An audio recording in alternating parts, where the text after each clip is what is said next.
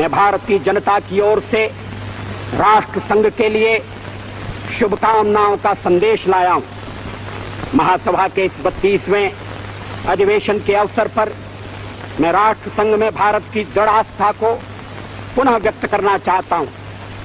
जनता सरकार को शासन की बागडोर संभाले केवल 6 मास हुए, फिर भी इतने अल्प समय में हमारी उपलब्धियां उल्लेखनीय हैं।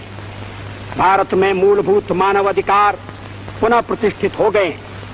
जिस भय और आतंक के वातावरण ने हमारे लोगों को घेर लिया था वह दूर हो गया है। ऐसे संवैधानिक कदम उठाए जा रहे हैं जिनसे यह सुनिश्चित हो जाए कि लोकतंत्र और बुनियादी आजादी का अब फिर कभी हनन नहीं होगा। अध्यक्ष महोदय, वसुधैव कुटुंबकम की परिकल्पना बहुत पुरानी है। भारत में सदा से हमारा इस धारणा में विश्वास रहा है कि सारा संसार एक परिवार है। अनेकानेक प्रयत्नों और कष्टों के बाद संयुक्त राष्ट्र के रूप में इस स्वप्न के अब साकार होने की संभावना है। यहां मैं राष्ट्रों की सत्ता और महत्ता के बारे में नहीं सोच रहा हूं।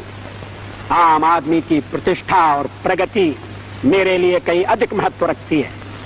अंततः हमारी सफलताएं और असफलताएं केवल एक ही मापदंड से नापी जानी चाहिए कि क्या हम पूरे मानव समाज, वस्तुतः हर नर, नारी और बालक के लिए न्याय और गरिमा की आश्वस्ति देने में प्रयत्नशील हैं। अफ्रीका में चुनौती स्पष्ट है। प्रश्न यह है कि किसी जनता को स्वतंत्रता और सम्मान के साथ रहने का अनपरणीय अधिकार है या रंगभेद में विश्वास रखने वाला अल्पमत किसी विशाल बहुमत पर हमेशा न्याय और दमन करता रहेगा। निस्संदेह रंगभेद के सभी रूपों का जड़ से उन्मूलन होना चाहिए। हाल में इजराइल ने वेस्ट बैंक और गाजा में नई बस्तियां बसाकर अधिकृत क्षेत्रों में जनसंख्या परिवर्तन करने का जो प्रयत्न किया है, संयुक्त राष्ट्र को उसे पूरी तरह स्वीकार और रद्द कर देना चाहिए। यदि इन समस्याओं का संतोषजनक और शीघ्र ही समाधान नहीं होता तो इसके दुष्परिणाम इस क्षेत्र के बाहर भी फैल सकते हैं।